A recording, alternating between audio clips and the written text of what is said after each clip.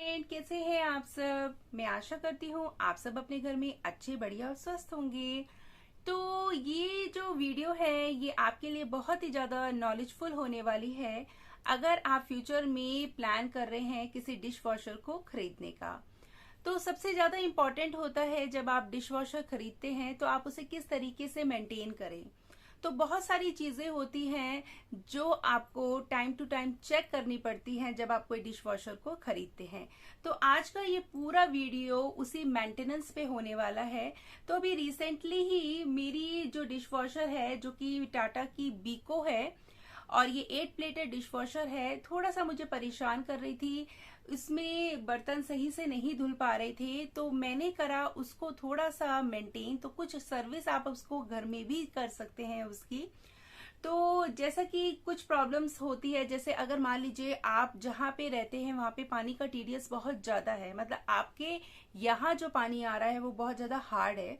तो उसके लिए क्या होता है डिश वॉशर में, उसके लिए आपको सॉल्ट डालना पड़ता है। तो सॉल्ट भी आपको टाइम टू टाइम चेक करना पड़ता है, तो वो भी मैं इस वीडियो में कवर करूंगी। तो कई बार क्या प्रॉब्लम आती है कि बर्तन धुलने के बाद उसमें पानी के स्टेन्स होते हैं, तो उसके लिए भी आपको उसके अंदर रिंस एड डालना पड़ता है। तो वो भी आपको बताऊंगी कि कैसे आपको वो डालना है। और कई बार क्या होता है फ्रेंड्स कि जो आपके स्प्रेज होते हैं, वाटर स्प्रेज, वो क्लॉग हो जाते हैं। तो उसको भी आप किस तरीके से मेंटेन करें। तो आप बने रहिए मेरे साथ मेरी इस वीडियो में शुरू से लेके आखिरी तक। तो अब करते हैं इस वीडियो को शुरू। तो लेट्स स्टार्ट द वीडियो।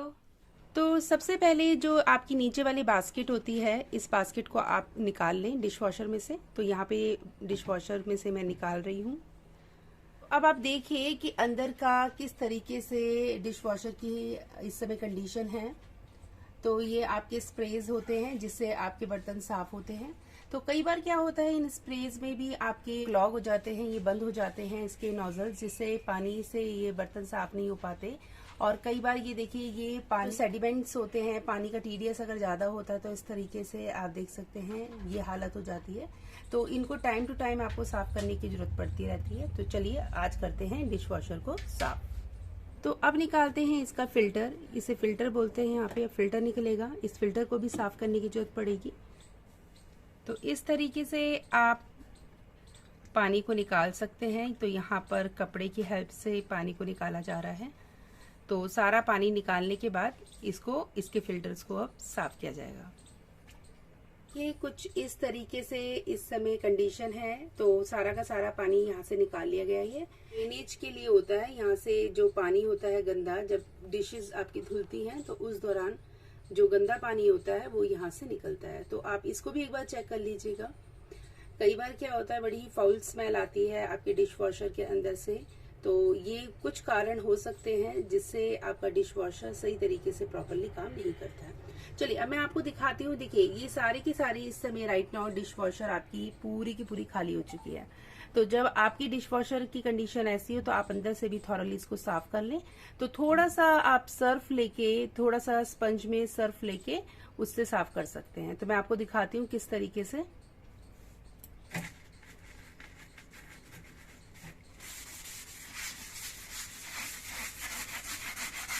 तो ये देखिए ये जो है, ये आपको जो दिखाई दे रहा है ये पानी की हार्डनेस की वजह से है।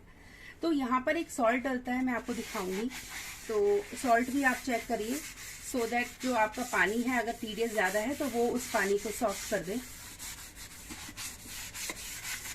तो डिश वॉशर को साफ रखना बहुत जरूरी होता है।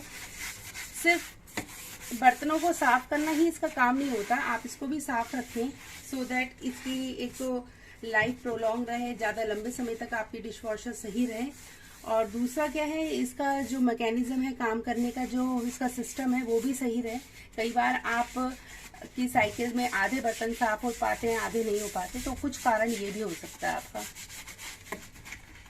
आपको अब मैं दिखाती हूँ कि किस तरीके से आप ट्रेस को निकालते हैं। बहुत ही सिंपल तरीका होता है। सिंपली आप ट्रे को पकड़ें और आप अपनी तरफ पुल कर ले इसको। देखिए व्हील्स आपको नजर आ रहे हैं, इस व्हील्स पे रन करती है। तो देखिए किस तरीके से ये मूव करेगी और आप इसको सिंपली फिर उठा के बाहर निकाल लें। तो ट्रे तो आपकी ऐसे निकल जाएगी। इस ट्रे को भी साफ करना है। तो देख सकते हैं इस समय कैसी कंडीशन है। तो ये भी आपका जो होता है स्प्रे होता है, इसके भी नोजल्स आपको चेक करने हैं, कहीं इसके नोजल्स क्लॉग तो नहीं हो गए हैं, बंद तो नहीं हो गए हैं, तभी आपके सही से बर्तन नहीं धुल पा रहे हैं। तो ये 2 स्प्रेज होते हैं, एक नीचे और एक ऊपर। डाला जा रहा है फॉर्च्यून का रिंस 8। कई बार आप देखते होंगे बर्तनों पे व्हाइट स्पॉटिंग्स आती है, बर्तन जब आप धोते हैं तो उस पे व्हाइट कलर के धब्बे से पड़ जाते हैं। तो ये भी आप चेक कर लें जब आप अपने डिश वॉशर को साफ करें। तो यहाँ देखिए अब ये फिल हो गया है। अब आप इसकी कैप को बंद कर दीजिए और यहाँ पे इसका रिफिलिंग का काम पूरा हो गया है। तो ये क्यों डाला जाता है ये मैं बता देती हूँ। ये शाइन और स्पॉटलेस फ्री बर्तनों के लिए होता है कि ताकि आपके बर्तनों पे स्पॉट्स ना आए। अब आपको चेक करना है सॉल्ट। तो सॉल्ट भी यहाँ पर आप किसी भी कंपनी का यूज कर सकते हैं। मैं यहाँ पे फॉर्च्यून का यूज करती हूँ।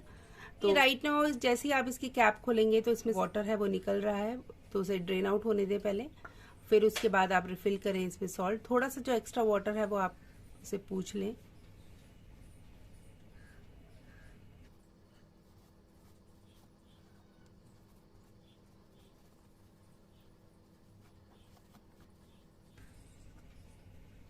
तो इस तरह की फनल जो आपको डिश वॉशर के साथ ही मिलती है, तो इसको आप इस तरीके से लगाकर अब इसके अंदर डालेंगे आप सॉल्ट।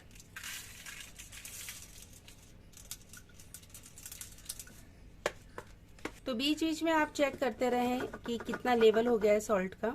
थोड़ा सा हिलाकर फनल को एडजस्ट करते रहें और सॉल्ट इस तरीके से आपको डालना है।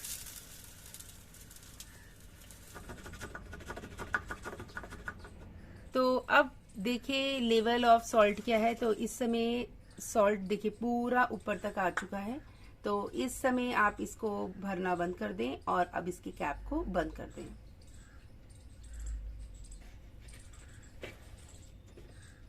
तो अब करते हैं फिल्टर को साफ। तो देखिए किस तरीके से फिल्टर साफ करना है आपको। तो देखिए कितना सामान, देखिए यहाँ पे कुछ बाल के गुच्छे वगैरह इस तरीके की चीजें भी आपको मिल जाएगी। तो इस तरीके से आपको साफ करना है। तो अब यहाँ से इसको खोलना है।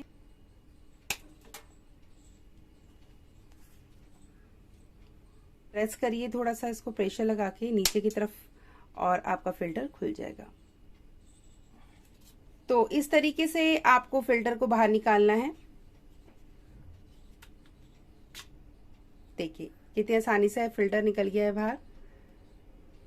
अब देखिए यहाँ पर आपको नीचे की तरफ पुश करना है और इस तरीके से आपको ये वाला फिल्टर भी बाहर निकाल लेना है। देखिए इस तरीके से यहाँ पे बटन्स दे रखे हैं कुछ, तो आप इसे इंटरनली प्रेस करें अंदर की तरफ। तो इस तरीके से फिल्टर रिमूव हो जाएगा।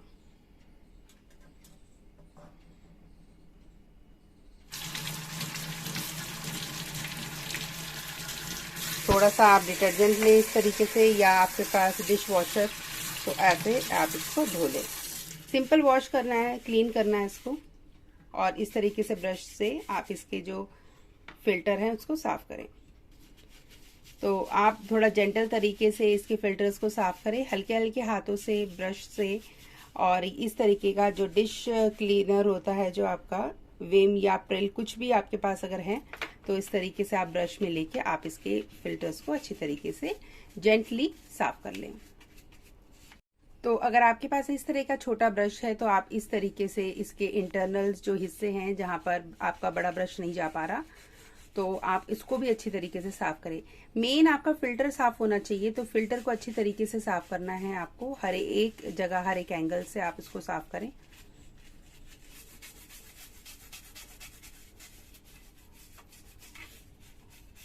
देख सकते हैं आप जो इसके सारे के सारे पोर्स हैं वो अच्छी तरीके से साफ हो चुके हैं। तो आप ब्रश की हेल्प से और इस तरह से पानी चला के आप इसके फिल्टर्स को साफ कर सकते हैं। साफ करने के बाद फिल्टर को अब दोबारा से लगाने की बारी है। तो इस तरीके से आप इसके अरेंजमेंट्स को दोबारा से कर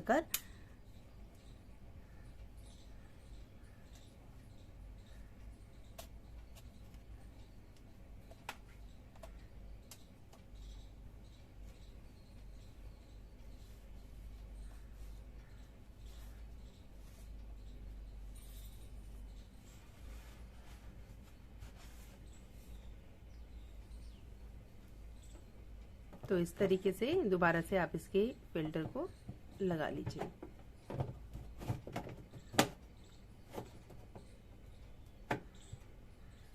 तो फिल्टर भी लग चुका है, सॉल्ट भी भर दिया है और यहाँ पर हमने रिंस जो होता है वो भी हमने यहाँ पे रिफिल कर दिया है। तो ये 3 मेजर चीज होती हैं जो आपको चेक करनी है। उसके बाद देख लेते हैं जो स्प्रेज हैं उसके जो होल्स हैं वो क्लॉग तो नहीं हुए हैं, तो उसको भी एक बार चेक कर लेते हैं। तो किस तरीके से आप स्प्रेज के क्लॉग्स को खोलेंगे, तो देखिए टूथपिक की हेल्प से आप इसके स्प्रेज को खोल सकते हैं। एक बार इंश्योर कर ले कि सही तरीके से प्रॉपरली खुले हुए हैं, क्योंकि यहीं से पानी निकलता है और यहीं से पानी की हेल्प से आपके सारे बर्तन साफ होते हैं।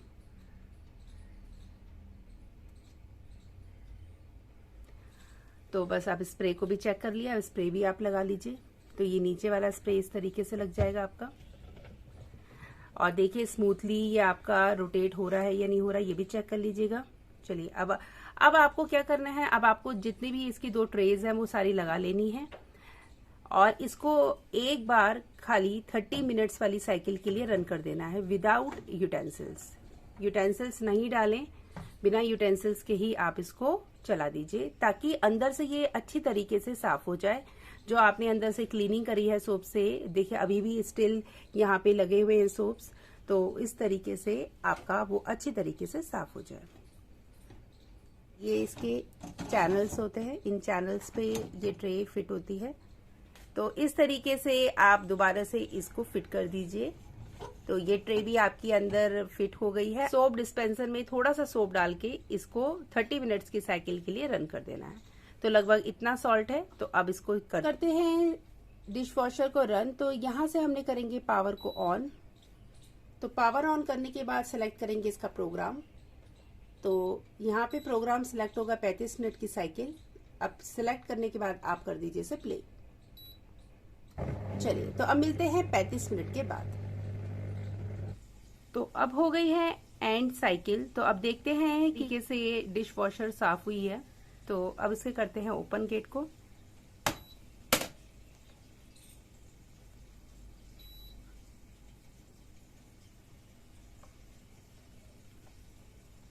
आप देख सकते हैं कि इतने कैसे साफ हुई है। तो ये बास्केट्स हैं जो अच्छी तरीके से थॉरली साफ हो गई हैं। तो ऐसे क्लीनिंग के बाद जो आपकी डिश वॉशर में कई बार स्मेल आना शुरू हो जाती है, तो वो भी आपकी खत्म हो जाती है। और इस तरह की क्लीनिंग आपको हर महीने एटलीस्ट करनी चाहिए। एक बार डीप क्लीनिंग आपको अपनी डिश वॉशर की करती रहना चाहिए। अगर आप रेगुलर बेसिस पे अपनी डिश वॉशर को यूज कर रहे हैं तो इस तरह की क्लीनिंग मस्ट है। तो ये है आज का व्लॉग। मैं आशा करती हूँ दोस्तों कि आपको आज का व्लॉग पसंद आया होगा। और अगर आप इस तरह की डिश वॉशर लेने का फ्यूचर में सोच रहे हैं तो ये एक अच्छी इन्वेस्टमेंट है, क्योंकि लगभग इससे आपका 60 to 70% वर्क जो लोड होता है वो कम हो जाता है। तो मैं मिलती हूँ आपसे अगली वीडियो में। Till then bye and take care friends.